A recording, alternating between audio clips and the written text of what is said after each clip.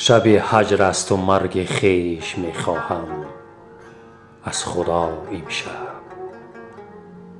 اجل روزی چو سویم خواهد آمد گوی بیا امشب.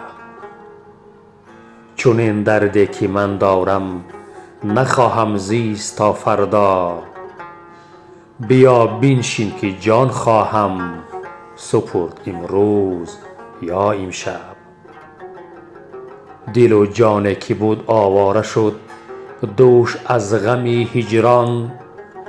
دیگر یا رب غم هجران چه می خواهد ز ما امشب.